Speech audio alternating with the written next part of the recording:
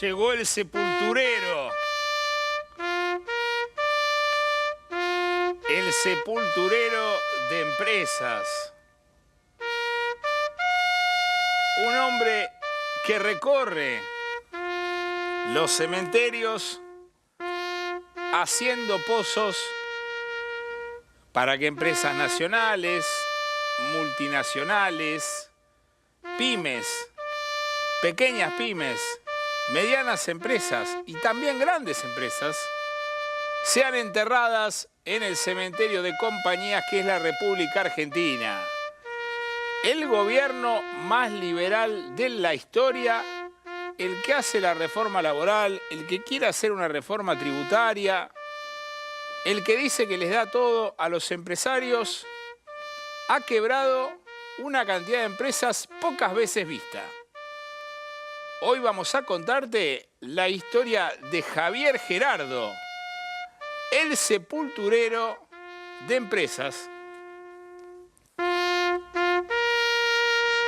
Bienvenidos amigos y amigas, yo soy Leandro Renú, los voy a estar acompañando hasta las 10:30 de la noche, son las 21:33, hace 29 grados 4. Yo sé que para un viernes la marcha fúnebre es un poquito inconveniente, vos estarás en tu casa ahí, capaz que tomando una cervecita, algo fresco, hace calor, está lindo como para eso. No sé si estás con la milanesa, porque no es muy de viernes la milanesa, pero si estás ahí, que seas bienvenido. Yo entiendo, es un poco chocante la imagen del principio, pero es así.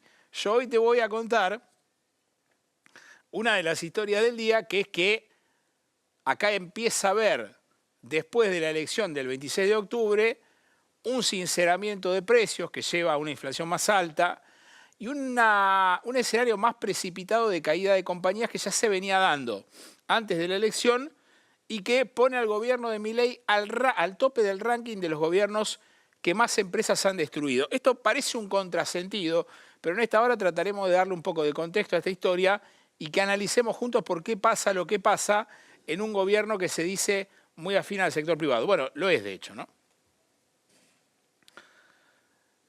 Ahora te voy a mostrar un caso de una empresa muy grande que hoy cerró, pero antes, para contextualizar, vamos a ver datos de, ahí lo estamos viendo, mirá, de la Superintendencia de Riesgo del Trabajo. La Superintendencia de Riesgo del Trabajo, en base a ciertos indicadores que tiene, da a conocer datos que tienen que ver con cierre de empresas. En 22 meses del gobierno de Milei cerraron casi 20.000 empresas, 19.114 empresas. En 22 meses de gobierno han cerrado casi 20.000 empresas. En esas empresas había trabajando 264.101 trabajadores. Esto es un récord total. Si me apuraste, diría que ni en la era Macri se vio esta estadística. Dame la próxima. Fíjate lo que pasó en septiembre. En septiembre lo que tenés es que solamente en ese mes, o sea, el mes previo a la elección, bajaron la persiana 970 empresas, según la Superintendencia de Riesgos del Trabajo, y en esas 970 empresas se quedaron sin trabajo 4.370 empleados que fueron despedidos. Vamos a continuar viendo datos de la Superintendencia de Riesgos del Trabajo. Fíjate, cuando se toma el acumulado enero-septiembre, o sea, el principio de año hasta septiembre, cerraron 7.000, casi 500 empresas, con 71.562 trabajadores despedidos. Fíjate vos que en el gobierno de Milei no hay discriminación por sectores. Se caen como moscas empresas de todos los rubros. Entre las áreas más castigadas, según los datos de la Superintendencia de Riesgo del Trabajo, aparece la construcción, aparece la industria manufacturera, lo que es lógico, estamos viendo un nivel de destrucción industrial que no solamente pocas veces se ha visto, sino que pone en el eje la pregunta de cómo vamos a salir de este lío. También han cerrado, dentro de las que yo te mencioné, de las 20.000, comercios y divisiones del sector público.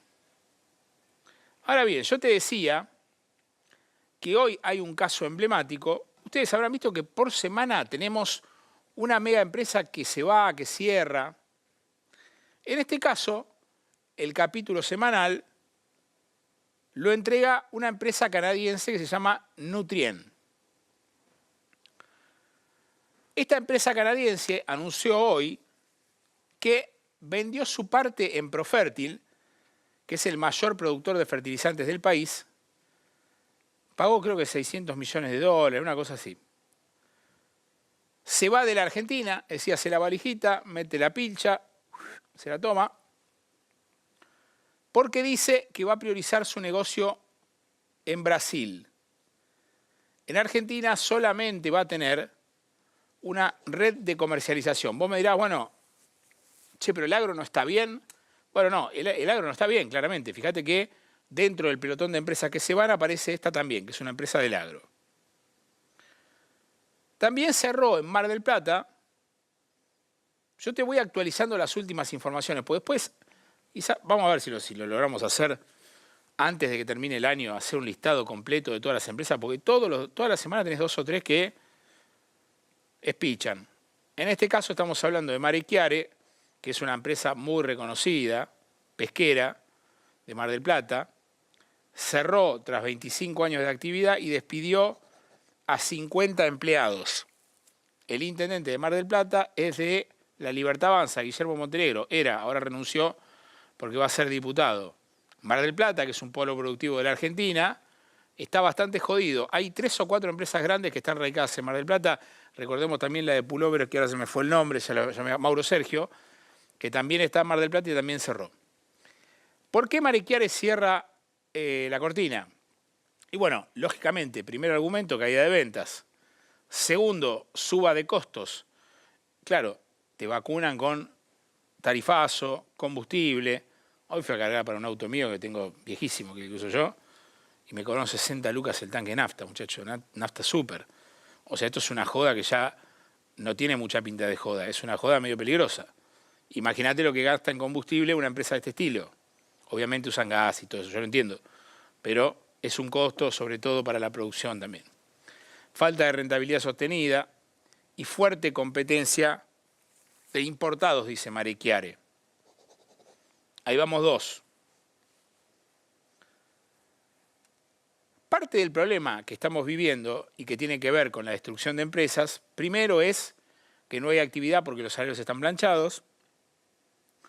Segundo es que la gente tiene temor a gastar porque no es que ya se pregunta si le va a alcanzar la guita, se pregunta si no va a quedar desempleada, que es lo que aparece, lo que empieza a aparecer en todas las encuestas. Le preguntan a la gente, ¿usted tiene miedo de perder el trabajo? La mayoría dice que sí.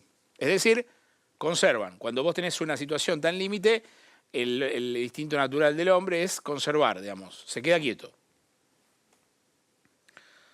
Y el otro problema que tenemos, que yo la verdad no sé cómo lo vamos a resolver, porque el gobierno, vos le preguntás qué van a hacer y te dicen que nada, o sea, pero literal, son las importaciones.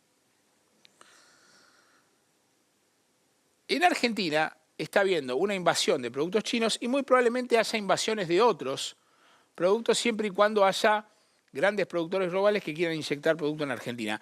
China lo hace porque, como siempre les cuento, tiene una maquinaria enorme que en los 90 no tenía y que te puede inundar de productos a gusto y piacere. Hay algunos lugares que reaccionan a esto. Y esos lugares no precisamente son países de los que Milei denomina, con su nivel de instrucción bastante limitado, países comunistas, sino todo lo contrario. Hace unas horas nada más se conoció que hay 27 países de la Unión Europea que reunieron a sus ministros de finanzas para hacer ¿qué? Disponer un impuesto, una tasa, para evitar que los inunden de productos chinos. Esa tasa, que es una tasa de 3 euros para todo lo que sea bultos de menos de 150 dólares o euros, va a empezar a aplicarse el 1 de julio del año próximo. Dame más datos. Claro, la problemática, o sea, ¿por qué los europeos, que evidentemente tontos no son, ¿no? ¿Por qué los europeos decidieron juntarse? Mientras nosotros acá tenemos la puerta abierta, que ya es como el portal que abre Doctor Strange, digamos, abre y pasa cualquier cosa, ¿no? ¿Por qué acá lo tenemos abierto y 27 países de Europa dijeron, bueno, che, me parece que hay que frenar esto un poquito, ¿no? Porque hubo 1.500 millones de paquetes, perdón, a ver, son 1.500 millones de paquetes y en 2022, ahí estamos, un aumento de 300% contra el año pasado, en el cual se dieron 4.600 millones de paquetes. Es decir, entraron a la Unión Europea, a todos los países, en el 22, 1.500 millones de paquetes con cosas importadas. El año pasado, en el 24, entraron 4.600 millones. O sea, creció en cantidad 300%. Y atención con este dato, que es el más fuerte, el 91% de esos paquetes, es decir, un poquito más de 9 de cada 10 eran envíos chinos, sobre todo de las plataformas Shein y Temu, que son las que venden mayoritariamente productos textiles. ¿Qué es lo que abordaron los ministros de Finanzas de la Unión Europea para decidir que le van a poner un impuesto de 3 euros a los bultos menores a 150 dólares o euros? Había dificultad para controlar en la aduana lo que entraba de China. Atención con este segundo punto, préstenle atención porque tiene que ver con algo que va a pasar acá. Ellos registraron en la Unión Europea que son productos que muchas veces incumplen las normas de seguridad e higiene. ¿Por qué lo traigo a colación esto? Vení un cachito. Porque en la desregulación de importaciones que hizo el gobierno y en todas las leyes de apertura que está haciendo, y sobre todo en el acuerdo comercial que quiere hacer con Estados Unidos, el gobierno de Milei admite que desmantela todos los controles que estaban dispuestos para monitorear qué es lo que viene de afuera. Poneme la placa de nuevo de Europa y te vas a dar cuenta por qué los europeos dicen, che, no levantemos ninguna barrera porque nos están mandando cuestiones que quizás no son seguras ni higiénicas. También observan que hay competencia desleal con lo que viene de afuera. Mirá vos, deben ser todos comunistas. Efectivamente, como alguna vez anhelaron los rusos y los chinos, el fantasma del comunismo está recorriendo Europa. No hay ninguna duda, ¿no? Bueno, no es así, pero Milei cree que debe creer que es así. Recordemos que su amiga Giorgia Meloni está en el pelotón de los países que le pusieron un impuesto a los chinos. Competencia desleal, cierre de comercios locales. Insisto en lo mismo. Lo importante de esta historia no es contar que los chinos son malos. Los chinos son, primero, chinos, segundo, son una potencia global, tienen muchísima gente, muchísima producción, muchísima tecnología, muchísimo desarrollo, y eso permite que hagan un desembarco masivo en los países, con la diferencia de que algunos le dicen hasta acá y otros, como nosotros, le decimos, va, meté lo que vos quieras. Hoy mi amiga Nancy Paso me decía algo interesante. No se puede ser presidente o hacer política sin haber ido nunca a China. Y es una gran verdad. Es un viaje caro, la mayor parte de la gente no lo hace. Ahora, si vos sos político y no vas, no podés comprender prácticamente nada de lo que pasa en el mundo. Las razones son bastante sencillas. Estados Unidos, que tiene una habilidad histórica de penetración cultural, ha logrado que vos más o menos puedas configurar sentadito en un sillón desde tu casa qué es lo que ellos hacen o dejan de hacer. Ellos se han encargado a lo largo de la historia de contarle al mundo las bondades, sobre todo, las maldades no, de su sistema. Ahora, de China en Argentina la mayoría no tiene ni idea. Y dentro de esa mayoría están el presidente y el gobierno. ¿Por qué es importante visitar eso para ver cómo te paras vos? Recordemos que Dilma Rousseff, expresidenta del Brasil, estuvo mucho tiempo, no sé si estará ahora también, en el Banco Internacional que funciona en Shanghái. Los brasileros pusieron una persona de amplísimo recorrido político en un lugar estratégico, que es Shanghái, el polo financiero de China. China tiene dos polos, el financiero y el político, Beijing y Shanghái. Si el presidente fuera a China, se daría cuenta de dos o tres cosas. La primera es que va a desembarcar en un país que no tiene absolutamente nada de rasgo comunista. Seguramente eso lo sorprendería. Si pasara algunos días en Shanghái, diría, che, esto es como en Nueva York. Uno tiene la suerte por trabajo de haber ido algunas veces. Yo fui 2 veces. Y yo les puedo asegurar que es una cosa que hay que ver sí o sí. Primero por la envergadura y lo que representan para el mundo. Segundo, porque hay mucho mito atrás. Por supuesto, está la discusión de si hay democracia o no en China. Eso es un tema muy charlado, porque además recordemos que se ha votado pocas veces en la historia de China. Hay que ver la cultura y sobre todo, cuando vos estás adentro, te das cuenta qué capacidad tienen ellos para hacer las cosas que hacen. Sigue Dilma Rousseff, me dice la producción en el Banco de China. Bueno.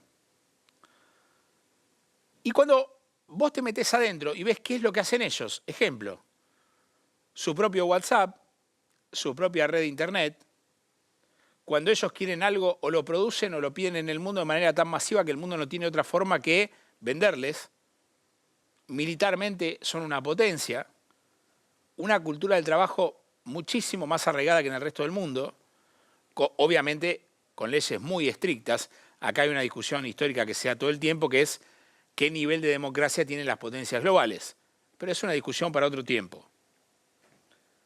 Traigo a colación esto porque cuando vos ves la reacción de Europa, que es una reacción defensiva, poniéndole un impuesto al ingreso de productos chinos, vos te das cuenta que gente que tiene experiencia histórica en la geopolítica, como los europeos, se dan cuenta que esto va a ser una pandemia económica para sus países. Por eso dicen, pongámosle un impuesto. Si la gente putea, lo lamento. La protección, deciden 27 países de la Unión Europea, es ponerle un impuesto al ingreso de los chinos. E insisto, esto no tiene que ver con los chinos, tiene que ver con la dignidad política que tiene cada uno de los países. De hecho, Argentina reacciona muy distinto en la relación con China y Estados Unidos que la manera que tiene Brasil. Yo conté la otra vez, creo que acá, y si no lo cuento de nuevo, cuando a Lula lo fueron a visitar fabricantes de autos chinos a Brasil, Lula les dijo, la verdad los autos chinos me gustan, ahora vengan y háganlos acá. Acá no, acá ni siquiera, no sé si ni siquiera hablaron con los productores de autos chinos. Quizás podrían preguntarle a Guillermo Dietrich, exfuncionario de Macri, que tiene negocios de autos de hace tiempo, que ahora se asoció con unos chinos para traer autos acá. Acá no hay reacción ante una embestida de un país que en poquísimo tiempo, y si ya no lo es, va a ser la primera potencia mundial. Nosotros decidimos no defendernos. Claro, esta invasión de importados que contribuye a la destrucción de empresas del sepulturero, empieza a disparar datos de la industria local que ya uno no debe mirarlos como cae la industria. Lo que hay que empezar a mirar es cómo se va a resolver este entramado de daño que queda una vez que Milei o no esté o reelija. Hoy el INDEC dio a conocer el índice de capacidad instalada de la industria. Explico brevemente, como dice Mirta Legrand, el público se renueva, yo siempre lo digo, pero lo digo una vez más. La capacidad instalada de la industria es lo siguiente. Suponete que hay un señor que tiene una fábrica de arvejas, ¿no? Tiene en la fábrica 10 máquinas. Si de las 10 máquinas producen 4, el uso de capacidad instalada que tiene es 40%. Es decir, tiene el 60% ocioso, 6 máquinas no funcionan, 4 sí. Explicado esto, hoy el INDEC da el dato de uso de capacidad instalada general de la industria, que es 61% en octubre, una caída de 2 puntos contra octubre del 24. Es decir, sigue cayendo el uso de capacidad instalada. A este ritmo vamos a llegar al 50% en cualquier momento. Es decir, lo que estamos viendo es un proceso de apagado de máquinas de la industria que tiene, vení un minuto, dos problemas. El primero es que cuando se apaga una máquina claramente es un indicador de que no hay consumo, no hay producción. Y el segundo es que Argentina necesita para crecer consumo, pero sobre todo inversión. Te hago una pregunta muy fácil. Si vos tenés una empresa y producís, no sé, papel, y tenés 4 máquinas funcionando de 10. ¿Vos te ponés a invertir ahora? Vamos a un escenario 2. Suponete que el consumo sube. ¿Vos invertís y el consumo sube? No, vos prendés más máquinas. Si en este nivel tenés 4 prendidas y de repente el consumo de papel empieza a levantar, vos empezás a prender las otras. Prendés la quinta, prendés la sexta. O sea, en todo ese periodo de recuperación del consumo no invertís nada. Es decir, la crisis no solamente fuerza esta situación, sino que deja a la inversión sin ninguna posibilidad de reacción. Nadie necesita invertir. Por eso el gobierno dice, los de afuera van a venir a invertir. ¿A dónde van a venir a invertir si ni los de adentro invierten? Es más, todo esto el gobierno lo dice mientras las empresas cierran. Es algo que yo nunca he visto. Ahora, cuando vos lo ves por sectores, vos decís, ah, la puta, esto está jodido en serio. Vamos despacito, porque quiero llegar al final. Toma aire. Si estás en chancletas o en ojota, no se la revolés al perro. No tiene la culpa de esto. No tiene la culpa. Producción de minerales está al 60%, es decir, tiene esas empresas 6 de cada 10 máquinas prendidas. Después ya vamos bajando. La industria de fabricantes de autos tiene el 56%, es decir, se acerca a 5 de 10. Edición e impresión se acerca más a 5 de 10. Está en 53. Y acá viene la debacle. La metalmecánica está en 48,2, la que tiene que ver con el sector automotriz. Productos de tabaco está en 42,9, o sea, está por debajo, tiene 4 de 10 máquinas prendidas. Lo mismo que caucho y plástico. Y textiles, que es el sector que en Argentina emplea más gente dentro de la industria. Por supuesto, los grandes supermercados son los mayores empleadores. Pero cuando vos ves dentro de la industria, los textiles son los que mayor empleo tienen. Y en general, el empleo industrial siempre es en blanco y en buenas condiciones. La producción textil en Argentina tiene un uso de capacidad instalada del 32%. Esto quiere decir que en una fábrica textil, si hay 10 máquinas, hay solamente 3 funcionando. Las otras 7 están tapadas con una lona. ¿Se entiende este dato? Lo catastrófico que es. Recordemos que el uso de capacidad instalada total de la industria está en 60% y el de los textiles está en 32%. En 2 años más, si me apuran, no es que vamos a estar hablando de despido, vamos a estar hablando de una producción textil argentina que no existe más. Si en 2 años pasó de trabajar al 60% a trabajar al 30%, ¿qué quedan para los próximos 2 años? Estamos en una situación catastrófica a nivel industrial. Pero bueno, el gobierno se ve que claramente está en otra sintonía o no, en realidad no le importa. Y yo creo que ese no importarle, que es la respuesta que te dan en gobierno cuando vos preguntás, che, ¿qué van a hacer con esto? Nada. Tiene que ver también con una impotencia o incapacidad. Yo creo que dicen que no les importa porque no saben cómo hacerlo. En todo caso, siendo Poder Ejecutivo, alguna herramienta para apelar a alguien que venga y les explique podrían tener. Se ve que no quieren. Claudio Dreyer es un empresario muy conocido. Es decir, lo que van a escuchar ahora es un tipo que, ponele que sea o el Paolo Roca junto a Caragosian de los textiles, por poner un parangón para que vos veas la envergadura. Creó Caro Cuore, Jazmín Chevar, todas marcas muy conocidas. Es el presidente hoy de la Cámara de Indumentaria y es vocal de la UIA. Textil, dice lo siguiente. Mira, nosotros estamos atravesando un momento, toda la industria y sobre todo las pymes. Hoy nos hablas de este tema y yo te digo que noviembre fue el peor noviembre de muchos años, ¿sí? Pero de muchos años, ¿eh? Estamos muy mal, pero muy mal. Y muchas compañías no van a resistir, no solamente en el ámbito de la indumentaria, hablo en general, hablo de toda la industria, porque por eso comentamos y escuchamos lo que dicen los otros rubros, que son muy abarcativos y tienen que ver con todo, prácticamente todo el espectro. Hoy lo que muchos dicen, la macro está bien y la micro todavía le falta, yo le digo, no es la micro, es la economía real, no es micro, no es chiquita, es grande, es la economía de verdad, la economía. Hoy la pyme lo que quiere es que vuelva a aumentar el consumo en niveles que permitan que las compañías se puedan sostener, y parece que no ser la prioridad en la agenda del gobierno, ¿no? Y yo creo que debería trabajar en eso, porque hoy no se ve todavía pero yo te aseguro que lamentablemente en los próximos meses vamos a ver una caída enorme de muchísimas empresas de todo tipo de rubro que hoy no pueden estar funcionando con estos niveles de ventas y sostener su estructura, combinado con tasas de interés que son realmente ridículas todavía. Entonces, yo no veo ni la macroordenada, porque la macroordenada no es solamente una inflación del 30. Para mí una macroordenada es que las tasas de interés permitan trabajar. Y después no veo un nivel de consumo que permita sostener el empleo. Para mí la micro hoy es lo más importante. Para mí la micro es la macro, ¿sí? Es la economía real.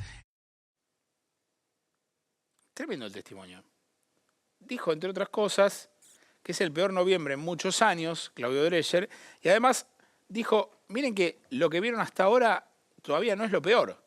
Vamos a empezar a ver en los próximos meses una caída mayor de empresas. Es que es realmente insostenible tener un negocio en Argentina.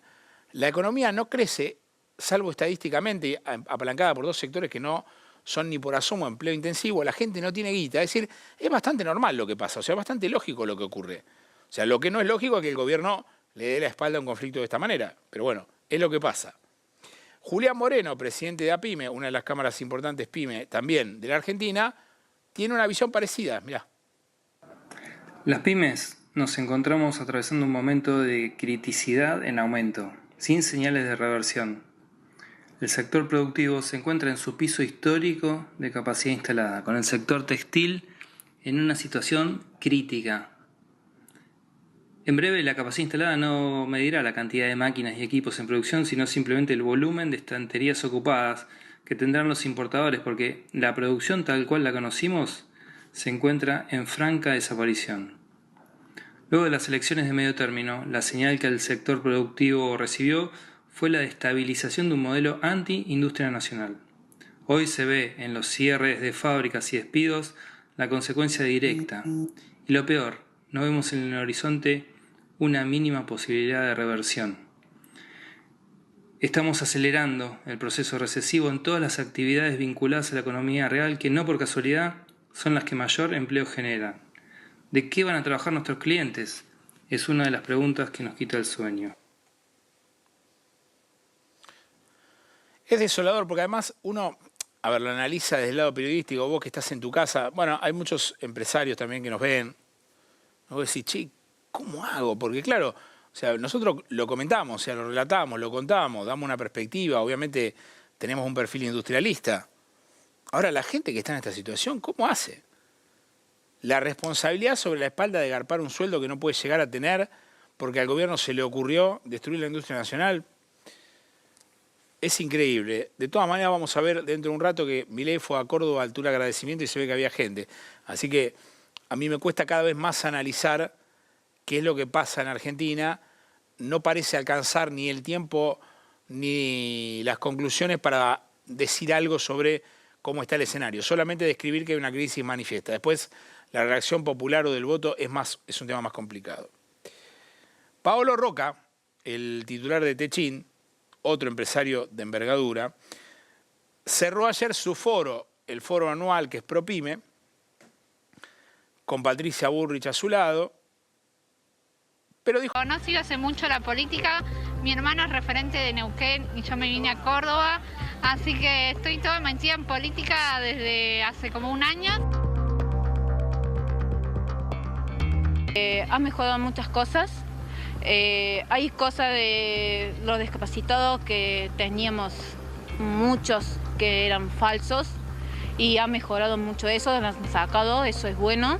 Le falta un poquito, tiene que ser un poquito mejor para los discapacitados más, que les cuesta mucho, y bueno, los jubilados, pensiones que de los adultos mayores también le está costando muchísimo. Y es ajustarse entre nosotros, es ajustar cada una de las familias, ver qué puedes gastar y qué no. La verdad, ha convencido dentro de todo. Ha mostrado ser dentro de todo coherente. Ha demostrado que, bueno, si bien no es perfecto, quisiera ver a cualquiera de los que están acá siendo presidente, gobernando un país, y he visto que ha sido dentro de todo coherente, que ha demostrado que tiene ganas de trabajar, de hacer lo que hace. Se puso los pantalones por hacer algo por el país. Creo que él dijo basta de la corrupción, basta de la vagancia, basta de aprovecharse de los que realmente laburan y aportan. Entonces, bueno, creo que es el único tipo que dice, hasta acá llegamos, se terminó, hay que hacer un cambio de raíz. Vos, para ordenar un país, si vos a un país le vas sacando los cimientos y de los cimientos sale pus, tenés que, de alguna manera, frenar todo, ver qué se está haciendo bien, qué se está haciendo mal en una repartición, en una institución, y de ahí en más corregir. Tengo muchas esperanzas, tengo mucha fe, el tipo está dando resultados. Por supuesto que un país no se puede solucionar de la noche a la mañana porque venimos de 100 años de destrucción del país, entonces no se le puede exigir en un mandato a un presidente con ideas que vienen a cambiar todo de raíz, que de repente tenga un país como el primer mundo, como Europa.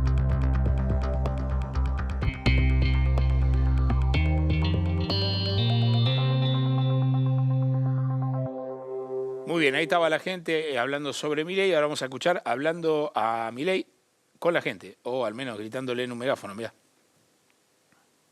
Además, hemos enviado un proyecto de ley para terminar con los políticos populistas e irresponsables.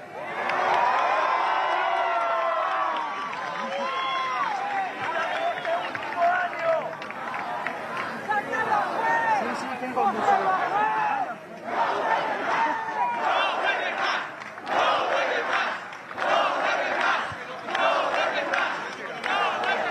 durante este último año nos han torpedeado la base de nuestro programa económico.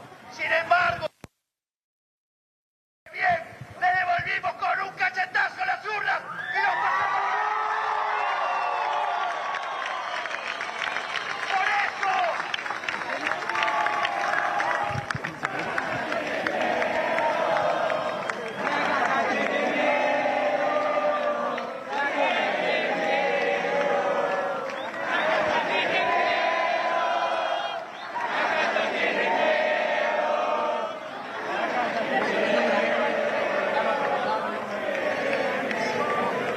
por eso, también estamos mandando una ley para aquellos políticos que traten de sabotear el equilibrio fiscal y traten de sabotear la política monetaria. Van a tener entre 1 y 6 años de prisión. Se terminó la joda de la política cagando a los argentinos de bien. Y obviamente, y de cuando terminen las sesiones extraordinarias, vamos a seguir siendo el gobierno más reformista de la historia y vamos a continuar con la reforma.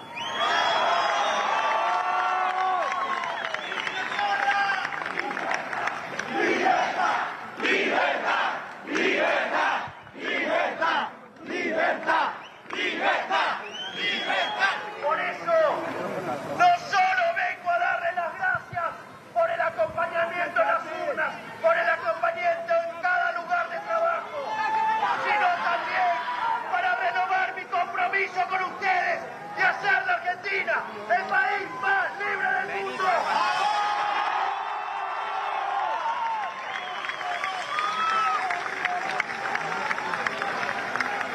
Por eso, como decíamos en la campaña, si la libertad avanza o Argentina retrocede, decidimos en las urnas que avancen. Por lo tanto, vamos a seguir avanzando. ¡Viva la libertad, carajo! ¡Viva! ¡Viva la libertad, carajo! ¡Viva! ¡Viva la libertad, carajo! ¡Viva!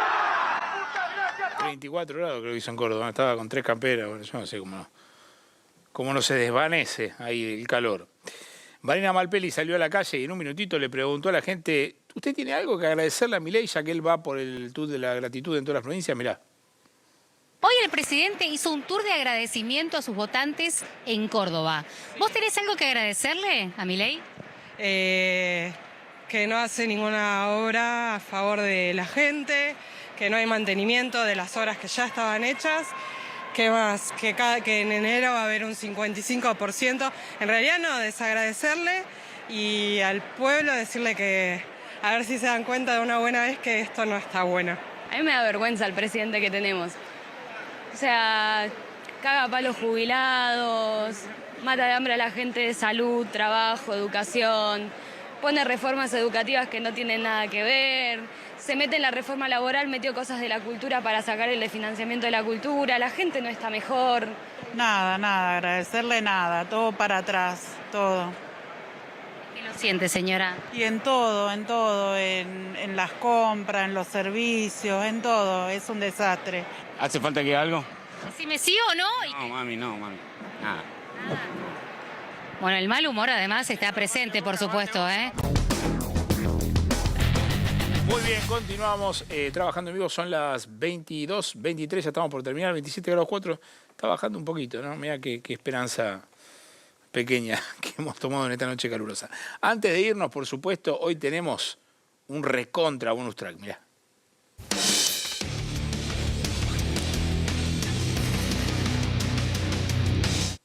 Muy bien, ustedes saben, y si no saben se los cuento, la colega Cristina Pérez está casada o más o menos juntada de novia con Luis Petri, ex ministro de Defensa, de Guerra iba a decir, se llamaba así antes, y parece que ella cuenta detalles del casamiento que tuvieron o que van a tener con una particularidad. Se ve que ninguno de los dos quiere tener mucho vínculo con el Estado.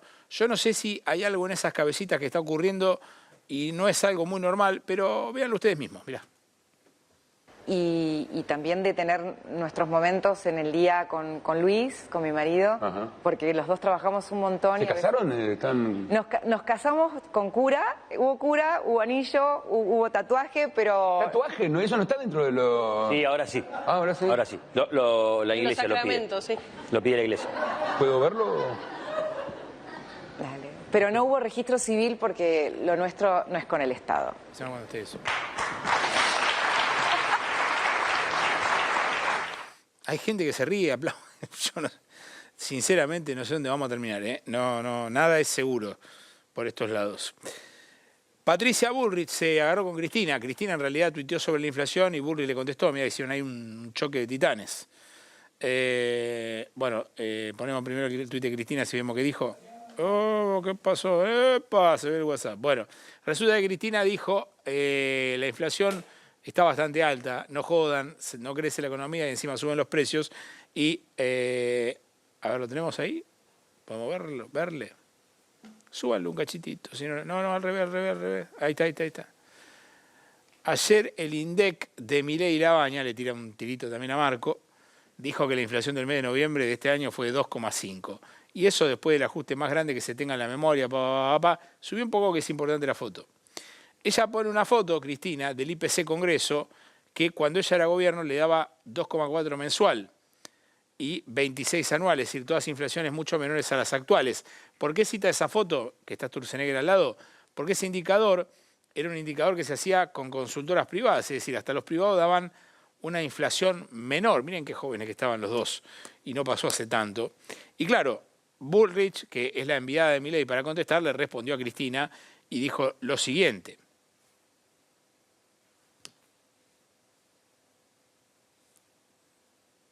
Señora presidiaria, tenga la decencia de no opinar de economía. Acá estamos trabajando para arreglar el desastre que dejó su último gobierno. Si mal no recuerdo, en diciembre del 23 solo la inflación fue del 25 y ahí le tira con toda la parafernalia. Subile un poquitito. Bueno, es medio larguirucho. Se cruzaron básicamente y la mandan a Bullrich como el perro de presa, la más apta para tuitear en esta disputa contra Cristina. Bueno, ustedes saben que en Corea del Norte hay un líder muy polémico que se llama Kim Jong-un, que parece que prueba las cosas a alguien antes de dárselas a él. ¿Es así? Mira.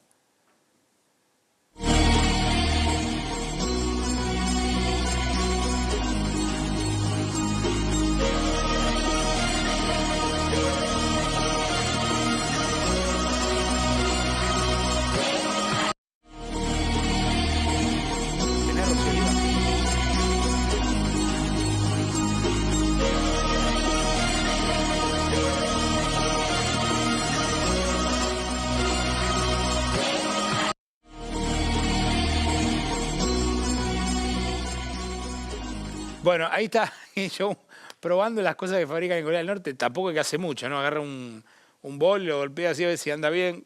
Yo qué sé, por lo menos póngale un guiso adentro a ver si se rompe. No sé, bueno, así parece que pasa en Corea del Norte. Messi, en la India le hicieron una estatua, pero que es como el Coloso de Roda, mirá.